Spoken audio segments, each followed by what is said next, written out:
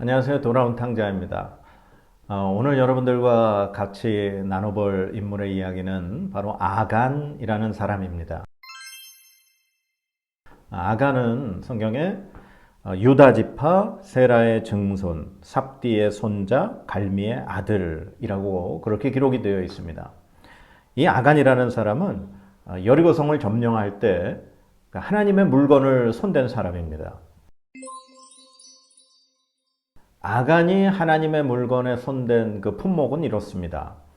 여호수아 7장 21절에 보면 시날산의 아름다운 외투 한 벌과 은 200세겔 그리고 그 무게가 50세겔 되는 금덩이 하나 이렇게 세 가지를 아간은 여리고성에서 훔쳤습니다. 성경에 보니까 여리고성을 점령하고 난 다음에 그 다음 목표가 바로 아이성이라는 곳이었습니다. 이 아이성은 크지 않은 작은 성이었습니다. 여호수아가 그곳에 역시 정탐꾼을 보냈습니다. 그런데 그 정탐꾼들이 아이성을 정탐하고 나서 다시 이제 여리고성에 와서 여호수아에게 보고한 내용은 이렇습니다. 아이성은 크지 않은 작은 성이기 때문에 그곳에 군인들을 다 보낼 필요는 없습니다. 한 2, 3천 명만 보내도 충분히 그 성은 점령할 수 있는 곳입니다. 라고 그렇게 보고를 했습니다. 그래서 여호수아 역시 그 정탐꾼들의 보고를 믿고 3천 명을 보냈습니다. 그러나 결과는 여리고 성과는 완전히 반대였죠. 36명이 전사를 하고 쫓겨 나오는 그러한 대패배를 맛보았습니다. 그래서 여호수아와 장로들이 옷을 찢고 죄를 뒤집어 쓰고 하나님 앞에 회개하며 우리가 왜 이 아이성의 전투에서 패배했는지 묻게 됩니다. 바로 그때 하나님께서 여호수아에게 바로 이 여리고성에서 하나님의 물건에 손을 댄 사람이 있다라고 가르쳐 주셨죠. 그래서 제비뽑기를 통해서 그 사람을 색출해내게 되는데 바로 거기서 아간이라는 사람이 뽑히게 된 것입니다. 그래서 여호수아가 아간에게 네가 도대체 무슨 일을 하였느냐라고 묻자 바로 하나님께서 여리고성에서 다 멸하라고 했던 물건 중에서 그 세 가지 물건을 훔쳐서 자기 장막 아래 숨겨놨다라고 그렇게 결국에는 실토를 하게 됩니다. 이 아간은 결국 이 사건으로 인해서 그의 가족들, 그의 모든 재물들이 이 골짜기로 끌려가서 이스라엘 백성들이 그를 돌로 치고 결국에 불태워서 그 모든 것들을 멸하게 됩니다. 이 아간은 하나님의 물건에 손댔다가 그 가족과 그 재산과 그 모든 것이 진멸당하는 여리고성에서의 그 진멸이 자기의 진멸이 되는 그런 일을 당하게 됩니다. 그리고 그곳에 돌무더기를 쌓아서 아골골짜기라 그렇게 이름을 명하게 됩니다. 이 아골골짜기라고 하는 것은 바로 괴로움의 골짜기라고 하는 그런 뜻입니다. 오늘 아간 이야기를 통해서 제가 뽑은 말씀은 바로 이 온전히 바친 물건이라고 하는 그런 말입니다. 이 말씀은 이 여호수아서 7장 1절, 11절, 12절, 13절, 15절 여러 군데에 걸쳐서 8번이나 사용이 된 단어입니다. 이 단어가 사실 온전히 바친 물건이라고 우리나라 말로 번역이 됐습니다. 하지만 히브리어 원어에는 헤렘이라고 하는 단어입니다. 사실 이 헤렘이라고 하는 단어의 뜻은 멸절하다, 진멸하다 그런 뜻입니다. 이 헤렘 신학이라고 하는 것은 이렇게 지식이 부족한 제가 감히 이 짧은 시간 안에 설명할 수 있는 그런 단어가 아닙니다.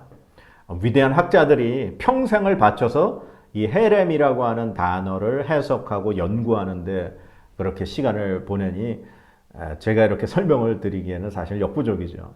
그러나 이 헤렘, 하나님께서 말씀하신 완전히 멸절하다, 진멸하다 라고 하는 이 단어가 오늘 이 본문에는 온전히 바친 물건으로 그렇게 기록이 되었다라고 하는 거죠.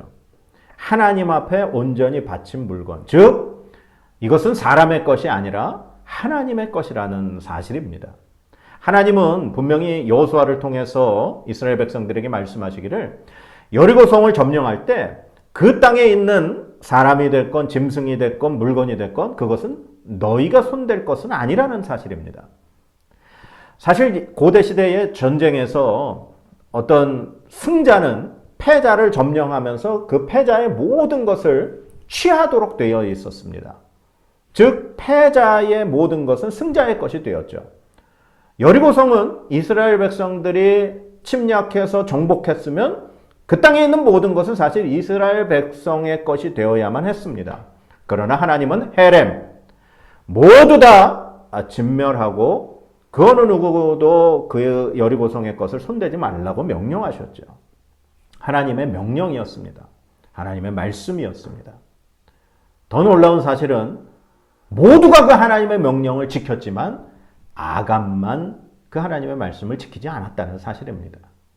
그래서 결국 이스라엘 백성들은 아이성 점령에 실패했고 36명이 전사하며 패배하는 그런 슬픔을 맛보았다라는 사실이죠. 사랑하는 여러분, 하나님의 말씀을 지키는 것 그리고 지키지 않는 것 우리가 선택하는 것입니다. 우리가 그러나 지금 당장 하나님의 말씀을 지키지 않는다고 해서 하나님의 진노가 우리에게 임하지는 않습니다.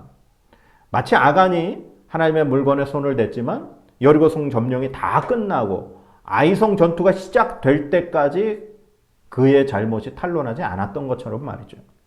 그러나 하나님의 말씀대로 살아가는 것과 그렇지 않은 것의 차이는 분명 하나님께서 심판을 하실 것입니다.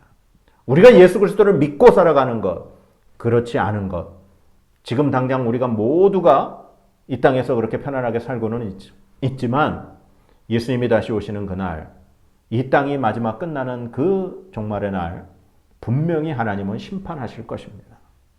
사랑하는 여러분, 우리가 하나님의 말씀을 지키며 사는 것, 지키지 않으며 사는 것 우리가 분명히 선택할 수 있습니다. 지금 당장 우리 눈에 보이지 않는다고 해서 편한 길, 거짓된 길, 죄악의 길을 선택하시겠습니까? 그렇지 않습니다. 우리들은 하나님의 말씀, 하나님의 그 은혜, 하나님의 그 사랑을 기억하면서 하나님의 말씀대로 살아가는 그 선택을 해야 될 줄로 믿습니다. 하나님의 말씀을 지키며 살아가실 수 있는 여러분들이 되시기를 축복합니다. 감사합니다.